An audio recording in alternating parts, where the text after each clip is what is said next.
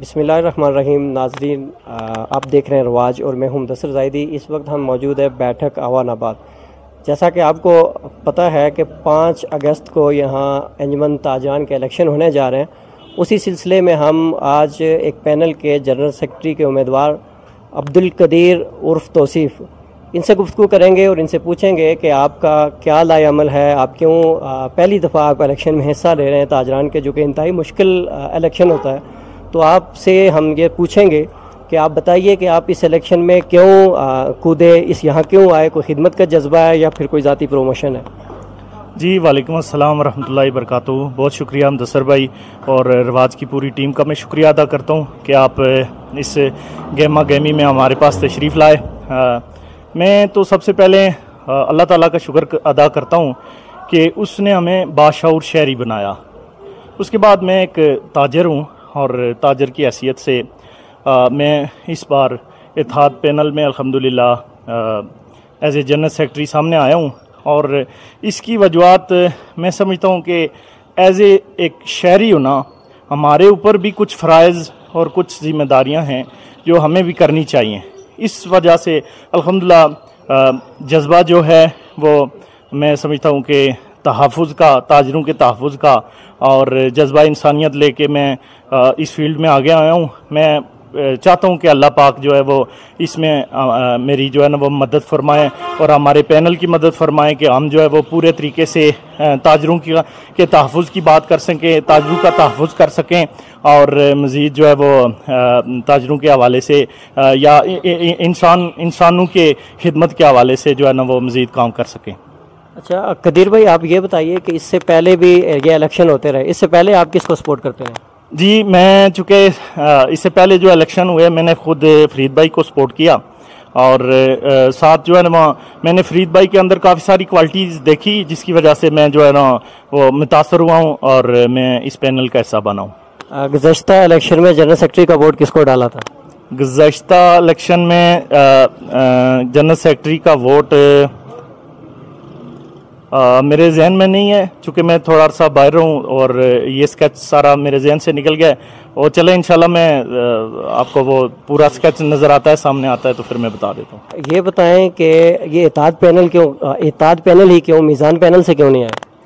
असल में इत्तेहाद पैनल के हवाले से जो बात है ना वो काफ़ी गहराई को टच करती है।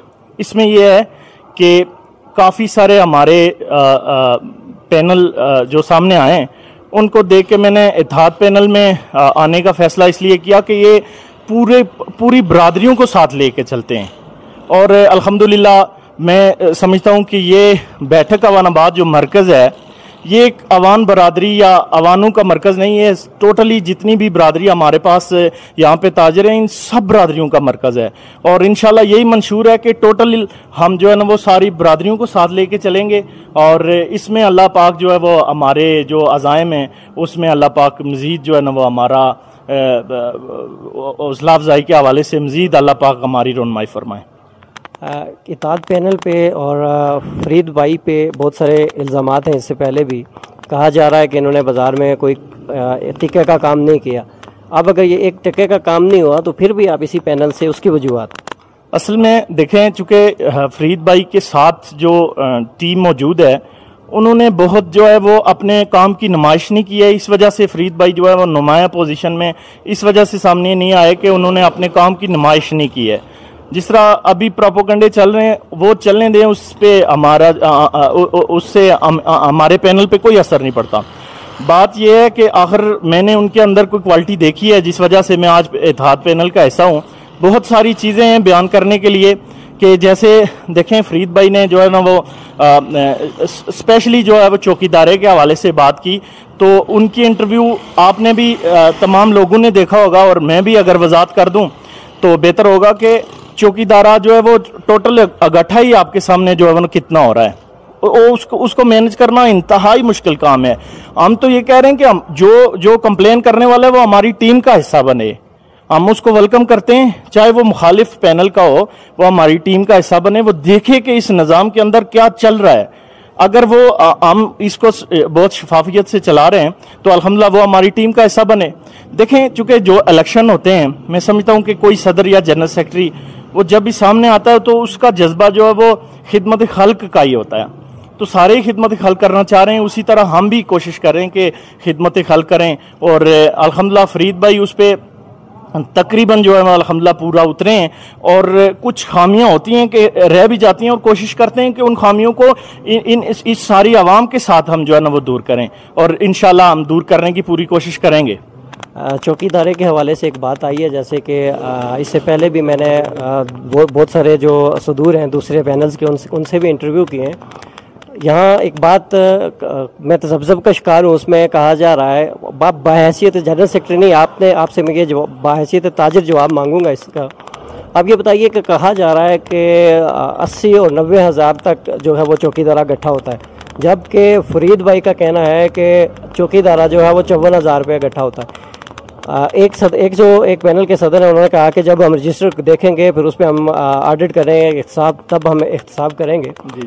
आप बहैसियत ताजर, बहैसियत जनरल सेक्रेटरी नहीं, बहैसियत ताजर आप ये बताएं कि यहाँ आपको क्या लगता है कि यहाँ इसमें कितनी सदाकत है कि 90 हज़ार है या 54 हज़ार है? देखें, एक तो हमें ये अंदाज़ा होना चाहिए कि हमारी यहाँ पे शॉप्स कितनी हैं। शॉप्स से अंदाज़ा होता है कि चौकीदारा कितना इकट्ठा होता है। अब जहाँ देखें आपके शॉप्स ही अगर 500 550 हैं या 600 मैक्सिमम है, तो उससे आप एक 100 रुपया इकट्ठा करके कैसे आप जो है ना इसको 90 हज़ार तक लेके जा सकते हैं। अगर आप कैलकुलेशन करें तो तब भी फिर साथ आप देखें कि जब चौकीदारा इकट्ठा होता है तो दुकानें अक्सर बंद होती हैं, फिर बाद में भी अगर उसका कलेक्शन किया जाए तो तब भी जो है ना वो ये चौकीदारा 90 हज़ार तक किसी तरह मुमकिन ही नहीं है। इसलिए कि चौकीदारा 100 रुपया है। आप किसी छोटे बच्चे को भी आप काउंटिंग के हवाले से कोई थमा दें कैलकुलेटर, तो वो भी यही हिसाब करेगा और चौकीदारा जो है वो यही 54-55 हज़ार ही निकलेगा। अच्छा, एक और सवाल जो मेरा, यह बताइएगा कि बिल फर्ज अगर आप ताजरों के हुकूक के लिए, ताजरों के तहफ़्फ़ुज़ के लिए अगर आप इलेक्शन में आए, बिल फर्ज अल्लाह करे आप जीत जाएं, लेकिन अगर आप फिर नाकाम हो जाते हैं तो फिर उसके लिए आपका क्या लाएअमल है कि आप फिर भी ताजरों की खिदमत करेंगे या फिर चुप होकर बैठ जाएंगे?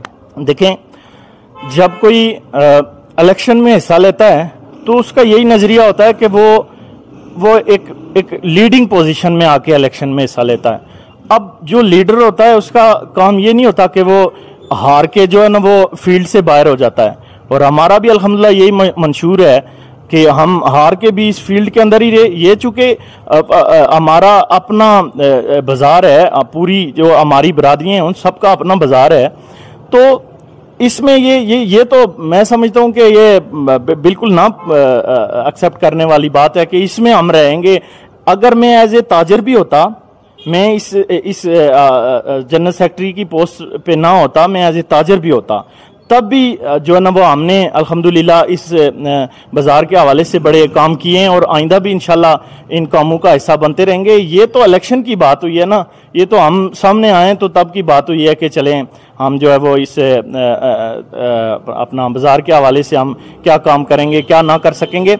लेकिन अगर मैं ताजर भी होता तो तब भी मेरा यही जज्बा था कि हम इस बाज़ार के हवाले से काम करेंगे इंशाल्लाह। जी, और एक आखिरी जो सवाल ये है कि आप मुझे ये बताइए कि आप ताजर बरादरी से क्या तवक्कुआत रखते हैं, और ताजर बरादरी और बिलखुसूस हमारे नाज़रीन के लिए आप अपना कोई आखिरी पैगाम दीजिएगा।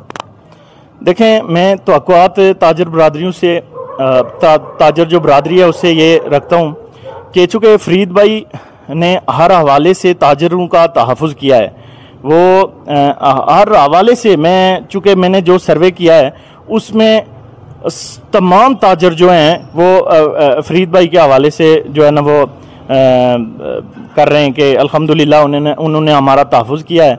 तो ये मैं ताजरों से गुज़ारिश करता हूँ कि आप जहाँ पे आपने उनको देखा कि कई मुश्किलात तो वो आपके सामने थे, और आपने जहाँ पे आपके ऊपर कोई मुश्किलात हुई, जैसे मैं जिक्र करता चलूँ कि पिछले अरसे में इधर नीचे एक बंदा आया होटल पे और उसने आके हंगामा आराई करने शुरू कर दी कि जी मुझे जो है ना वो मुख्तलिफ किस्म के खाने चाहिए, और मुझे अब रात के वक्त, रात का अंधेरा था और काफ़ी मतलब तवील रात थी, उसके वक्त जो है ना वो वहाँ पे तशरीफ़ लाया, और उसमें ये हुआ कि अब मतलब उन्होंने होटल वालों ने फरीद भाई को रात को 2 बजे कॉल की, तो फरीद भाई ने कहा जी कि मैं 5 मिनट के अंदर पहुँचता हूँ। तो अल्हम्दुलिल्लाह 5 मिनट के अंदर पहुंचे और उस वो जो शख्स था उसके साथ निपटे भी और उसको इंतजामिया के हवाले भी किया और वो पुलिस भी बुलाई और उसके साथ अपना जो रद्द अमल था वो भी किया उन्होंने। तो मैं समझता हूं कि ज़ाहिर है इस वक्त जो है वो एक एज ए जनरल सेक्रेटरी की हैसियत से मैं तमाम ताजरों से दरख्वास्त करता हूं कि आप हमें वोट दें और हमें अल्हम्दुलिल्लाह हम पे एतबार करें और हम बाकायदा इंशाल्लाह हमारी जीत होगी और हम बाकायदा एक सेटअप लेके आगे आएंगे इंशाल्लाह। बहुत शुक्रिया अब्दुल कदीर उर्फ तौसीफ भाई, आपने रवाज न्यूज़ को वक्त दिया। जैसे कि नाजरीन, अब्दुल कदीर उर्फ तौसीफ भाई आपको अपने जो पैगामात थे और अपने जो आइंदा के लाए अमल था उसके बारे में आगाह कर रहे थे। जैसा कि कोई भी इलेक्शन होता है, हर पार्टी और हर पैनल बेहतरी के लिए आता है। हर पैनल की और हर जो उम्मीदवार होते हैं उनकी यही ख्वाहिश होती है कि जहाँ जिस एरिया में वो रहते हैं उसकी तामीर और तरक्की मकसद होता है। इसी तरह तौसीफ भाई, इनका भी ये मकसद था कि हम बाज़ार को बहुत अच्छे तरीके से हम चला सकें, बाज़ार में जो कमी और कोताहियाँ हैं उनको दूर कर सकें और बाज़ार को अच्छे तरीके से मैनेज करें, ताजरों के मसाइल को जो है वो हम उनके लिए अच्छे इक़दाम कर सकें। यकीनन ये हर पैनल की यही ख्वाहिश होगी। आप हमारे साथ जुड़े रहिएगा। हमारे इस यूट्यूब चैनल और फेसबुक पेज को लाजमी सब्सक्राइब कीजिएगा और फॉलो भी कीजिएगा और दूसरों के साथ शेयर भी कीजिएगा। इसके साथ साथ कमेंट सेक्शन में आप हमें ये ज़रूर बताइएगा कि तौसीफ भाई की बातों से आप कितने मुत्तफ़िक हैं और कितना आप इनको सपोर्ट करते हैं। देखते रहिएगा रवाज न्यूज़। कैमरामैन साजिद महमूद के साथ मुदस्सर ज़ायदी, रवाज न्यूज़, बैठक अवानाबाद।